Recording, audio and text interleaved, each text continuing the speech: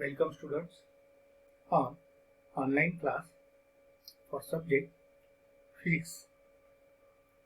Today we are seeing chapter number 15, structure of atoms and nuclei. In yesterday we have seen two postulates. Using these two postulates, expressions for radius, velocity, radius of orbit, velocity of electron, angular velocity of electron, time period of electron,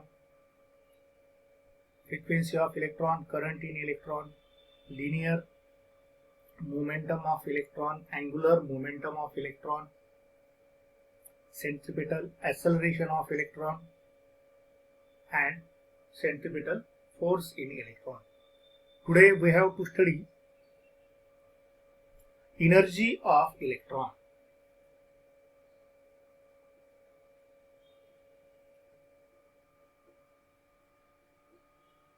Or we say that total energy of electron means first we want to find out kinetic energy of electron.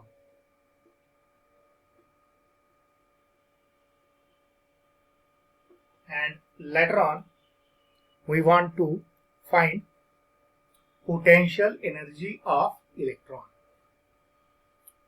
For this, finding expression for kinetic energy of electron, we know that in Bohr's theory of hydrogen atom, or in hydrogen atom, only one electron is present in their outermost orbit, which is revolved in a circular orbit around the nucleus. Let small m is mass of electron, v is velocity of electron, small r is radius of circular orbit, plus E is charge on nucleus, and minus E is charge on electron or charge of electron, which is same for expression of radius of orbit or expression of velocity of electron. Method will be same. Here, using Bohr's first postulate, what is, for circular motion, centripetal force is necessary, and this centripetal force can provide electrostatic force between nucleus and electron. So using Bohr's first postulate, centripetal force provided by or is equal to one and the same thing, electrostatic force between nucleus and electron. Substitute their values. If we substitute their values, here mv square upon r is equal to 1 upon 4 pi epsilon 0 E square upon r square. We can consider in magnitude, because the product of two charges will be minus, and if we take magnitude, we take positive. Okay, so what happened? R get cancelled, so equation will be mv square is equal to 1 upon 4 pi epsilon 0 E square upon r. Okay, we want to find expression for kinetic energy. We know that formula for kinetic energy, that is half mv square. So multiply half on both sides, or multiply and divide 2 on left side or right side, anything. Here we can multiply half mv square. Here half multiplied by 1 upon 4 pi epsilon 0 e square upon r. What happened? This half mv square, that is kinetic energy of electron. Half mv square is kinetic energy of electron, which is equal to multiplication e square upon 8 pi epsilon 0 r. In terms of r, we know that expression for radius of orbit in Bohr theory of hydrogen atom, r is equal to epsilon 0 h square n square upon pi m e square. If we substitute the value of r, what happens? See here, kinetic energy of electron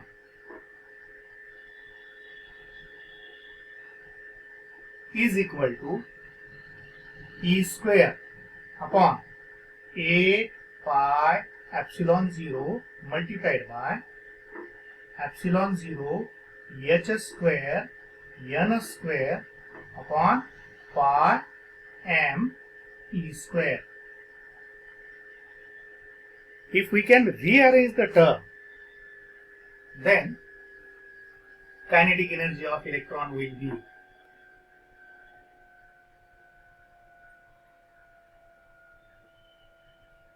be e square upon 8 pi epsilon 0 multiplied by numerator, that is pi m e square upon epsilon 0 h square n square.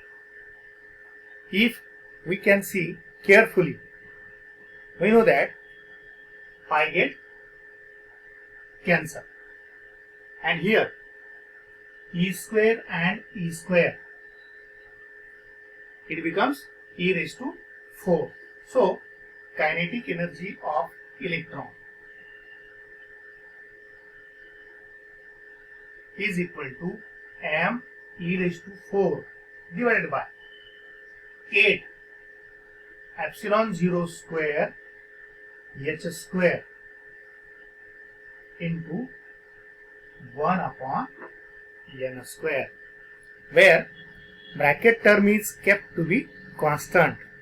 If bracket term is kept constant, then we say that kinetic energy of electron is inversely proportional to square of principal quantum number. Okay. So if bracket term, that is mass of electron, is 9.1 into 10 to the power minus 31, charge of electron will be 1.6 into 10 raised to minus 19 coulomb, epsilon 0 will be 8.85 into 10 raised to minus 12 coulomb square per Newton meter square, and h 6.63 into 10 to the power minus 34 joule second. If we can find out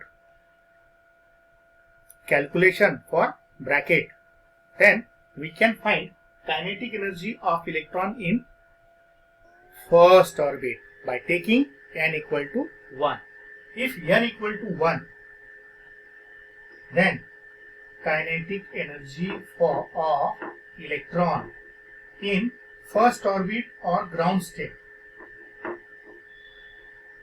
is equal to m e raised to 4 upon 8 epsilon 0 square h square.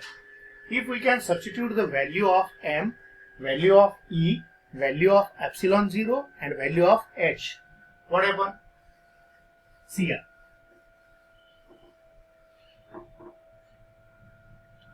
Kinetic energy of electron